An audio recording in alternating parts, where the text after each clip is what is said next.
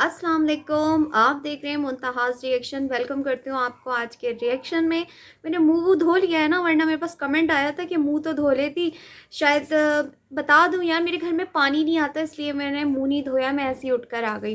कैसे कैसे लोग कमेंट्स करते हैं। चलिए जी, वीडियो शुरू करते हैं। अपने रिएक्शन के हवाले से बात करते हैं। थैंक यू सो मच आप लोगों के प्यार का, आप लोगों के साथ का। आप लोगों का जब कमेंट आता है ना, मुझे पढ़ के रियली बहुत अपनायत फ़ील होती है कि मेरे साथ मेरी भी वाईटी फैमिली बनती जा रही। जैसे मैं सुनती थी ना यूट्यूबर से कि आप मेरी वाईटी फैमिली हैं, और लोग आते हैं कमेंट्स करते हैं, तो मुझे अब अपनायत सी फ़ील होने लग गई कि आप सब मेरी वाईटी फैमिली हैं।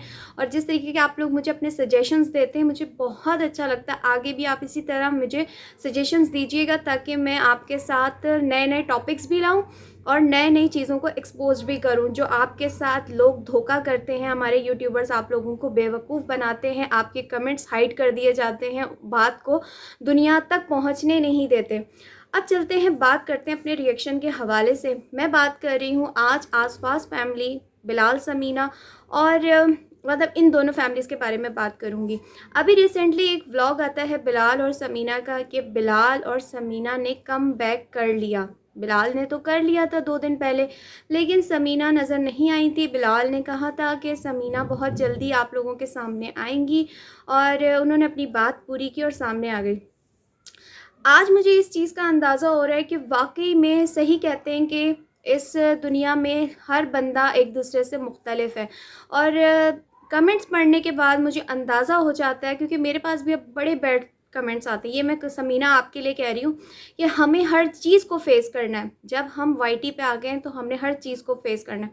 आज मुझे इनके अंदर बहुत अच्छी एक जो बात लगी है ना, तो मैंने कहा कि अच्छी चीज़ों को भी इंसान दूसरों के साथ शेयर करता है और तारीफ़ भी करता है। वो बात ये है कि जब समीना की सिस्टर की शादी थी तो उस वक्त कोई भी सिवाय उनकी सास के और बाकी उनके ससुराल में से कोई भी उनकी बहन की शादी में नहीं गया। तो यहाँ पे जब अब उनके कज़न की शादी हो रही है, गुलरेज़ की शादी हो रही है, तो उसमें जाने की तैयारी की जा रही है, बाकायदा मेहंदी लगाई गई है।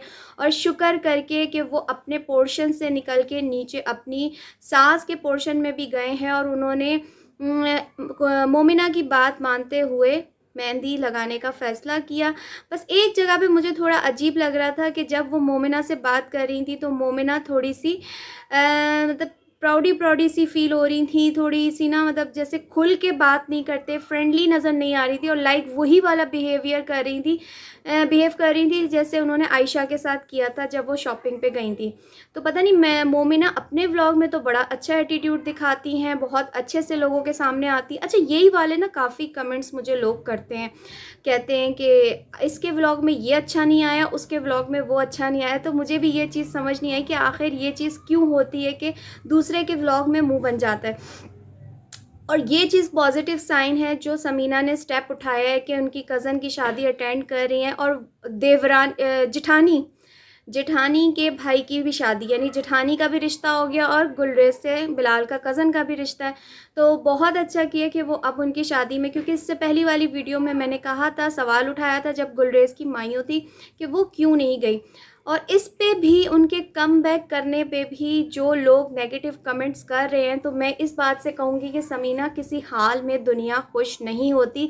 ये बात याद रखिएगा कि वो ये भी बोल रहे हैं कि अब दोबारा से समीना आपको देखना पड़ेगा। समीना, तुम तो बड़ी बातें करके गई थी, और तुमने तो बिलाल को इतनी बातें सुना दी थी कि मैं तुमसे ज़्यादा कमाती हूँ, बाकी यूट्यूबर से मैं ज़्यादा कमाती हूँ, और मेरा घर आपके घर से ज़्यादा बड़ा है, और मतलब XYZ, मैं जर्मनी में होती हूँ। ये सारी बातें आपने सुनाई, और उसके बाद आप दोबारा से वाईटी पे आ गई हैं। आप बात की कच्ची हैं। यानी ये लोग जो होते हैं ना, किसी हाल में इंसान को जीने नहीं देते। तो हमें हर चीज़ को फेस करना है, हमें नेगेटिव को, पॉजिटिव को, हर चीज़ को नॉर्मल लेके चलना है। और मैंने ऐसे भी यूट्यूबर्स देखे हैं, सबसे बड़ी मिसाल मैं एस्ट्रोलॉजी की दूंगी, जिनको बिल्कुल परवाह नहीं है, इवन कमेंट्स की क्या, उनको रिएक्शंस वालों की परवाह नहीं है कि इस वक्त दुनिया के कितने चैनल्स इस वक्त उनके ऊपर रिएक्ट कर रहे हैं, लेकिन उनको कोई परवाह नहीं है।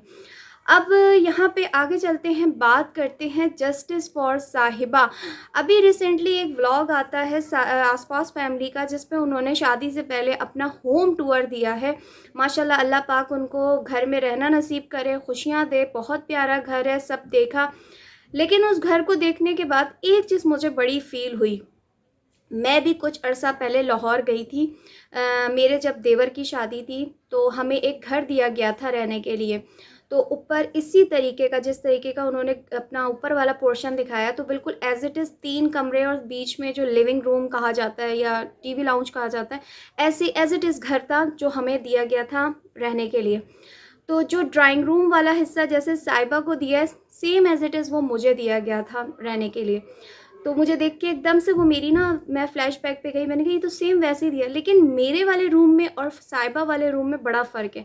मेरा जो रूम था ना, बाकी के 2 रूम से ज़्यादा बड़ा रूम था, और उसके बाद उसके साथ अटैच बाथ था, और उसके अलावा जो ये जो कबर्ड्स होते हैं, अलमारियाँ, ये बनी हुई थी। तो लेकिन जब मैंने साहिबा का रूम देखा तो मुझे बड़ा ना अफ़सोस हुआ। लोग भी कह रहे हैं जस्टिस फॉर साहिबा, मैंने कमेंट्स जब लोगों के देखे तो लोग भी यही बात कर रहे हैं जो वीडियो में मैंने चीज़ देख के फ़ील की, कि एक तो वैसे ही इतना छोटा वो ड्राइंग रूम है, वो बेडरूम नहीं है। क्योंकि इतनी बड़ी विंडो, जो इस तरह के घर बने हुए होते हैं तो उसमें एक ड्राइंग रूम होता है, 2 रूम होते हैं।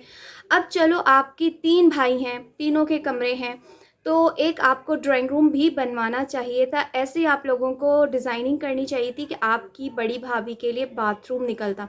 अब यहाँ पे मैं थोड़ा-सा ना दूसरी साइड पे बात इस तरह से करूँगी कि ये तो हमने देखी है वीडियो, मतलब वीडियो में देख के हम हर चीज़ को नहीं बता सकते कि रियलिटी क्या है। तो मैं यहाँ पे आसवा सिस्टर आंटी से बोलूँगी कि आप दोबारा से वीडियो बनाएं इस पे, और लोगों को इसका जवाब दें कि कहाँ है साहिबा भाभी का वॉशरूम। क्योंकि साहिबा भाभी इनके घर में बहुत सोबर सी, डिसेंट सी, बहुत इनोसेंट सी हमें बहू नज़र आती हैं। माशाल्लाह उनके साथ उनके 2 बच्चे भी हैं। जो उनका रूम है, एक बेड रख दो, और जो कॉर्नर में इकरा ने अपना ही टेबल कॉर्नर में रख दिया, तो वो वहाँ से कैसे दूसरी साइड पे जाएंगे, यानी विंडो खोलने के लिए। इतना कंजस्टेड वो रूम है, तो उसमें उन्होंने उनको अपनी बड़ी भाभी को रख दिया। बच्चों का साथ है, अलमारी लिविंग रूम में रख दी, यानी कोई प्राइवेसी नज़र नहीं आ रही। बाथरूम सबके कमरों में आजकल पता है आपको कि ट्रेंड है, फैशन है अटैच बाथ का। तो वैसे भी ज़रूरत है, वक्त ज़रूरत हर इंसान की, ये चीज़ें चेंज होती जा रही। पहले होते थे कि कमरों से अलग होते थे वॉशरूम, बहुत पुराने वक्तों की बात बता रही हूँ, जब मेरी अम्मी का वक्त होगा। लेकिन जब से आँख खोली है तब से अटैच बाथ ही देखे हैं, तो अटैच बाथ ही नहीं है। तो और जब मैंने इकरा का और आने वाली बहू किंज़ा का रूम देखा तो मैं मतलब सरप्राइज्ड हो गई। मैंने देखा कि उनके कमरे में ड्रेसिंग टेबल्स भी रखे हुए हैं, एसी भी लगा हुआ है, बेहतरीन उनके कमरे बने हुए हैं, बेहतरीन डिज़ाइनिंग। और ख़ास तौर पे इकरा का तो लेविश लग रहा था, माशाल्लाह माशाल्लाह माशाल्लाह कहना चाहिए। लेकिन साहिबा का देख के मुझे बहुत दुख हुआ कि ना उनके कमरे में ड्रेसिंग टेबल है, ना उनके कमरे में चलने फिरने की जगह है। तो इसके लिए लोग भी सवाल उठा रहे हैं। तो अब आपको आसवा आंटी, आपको इसका जवाब लोगों को देना पड़ेगा वीडियो के थ्रू। मैंने उनकी आवाज़ यहाँ पे रेज़ कर दी है, अब आप इसका जवाब लोगों को दें, क्योंकि इंसाफ तीनों बहुओं के साथ बराबर होना चाहिए। जैसे कि आप वाईटी पे नज़र आती हैं कि आप बहुत अच्छे इखलाक की खातून हैं, तो आपको चाहिए कि आप अपनी बड़ी बहू के साथ भी इंसाफ करें, और उनके साथ तो मासूम 2 बच्चे भी हैं। अब मैं यहाँ पे आगे चलती हूँ, बात करती हूँ, इनका माइयों का फंक्शन देखा था जिसमें मैंने वीडियो भी बनाई थी। सब कुछ बहुत अच्छा था, लेकिन मैंने आपसे कहा है ना कि कुछ वक्त ऐसा होता है कि मैं स्किप करके वीडियो देख लेती हूँ, बहुत गहराई में नहीं देखती हूँ, क्योंकि मुझे कोई ऐसी चीज़ नज़र नहीं आ रही थी, मुझसे वो सीन मिस हो गया। फिर कल मेरी एक सब्सक्राइबर ने मुझे क्या कहते हैं, याद दिलाया, झंझोला के आप देखो। फिर मैंने जब वो जाके क्लिप देखा तो वाकई में मुझे बड़ा अफसोस हुआ कि ये हमारे शगुन के कपड़े होते हैं। माइयों के फंक्शन में गुलरेज का कुर्ता फाड़ा गया वीडियो के लास्ट में, जो कि बहुत गलत बात है। दुल्हन और दूल्हा दोनों के कपड़े शगुन के कपड़े कहलाते हैं। मैं यहाँ पे एक बात के लिए रेस करना चाहूँगी अपनी आवाज़, कि हमारा जो ये वक्त चल रहा है ना, ये यूट्यूब का जो दौर चल रहा है, सोशल मीडिया का दौर चल रहा है, ये बड़ा ही कोई फितना दौर चल रहा है। फितने से मुराद है कि हम लोग अब हर चीज़ को ट्रेंड में तब्दील करते जा रहे हैं। यानी अब अगर कोई भी रस्म होती है तो वो हमारे लिए ट्रेंड बन जाता है। आज वो चीज़ आप कर रहे हैं, कल आपको देख के दूसरा बंदा करेगा।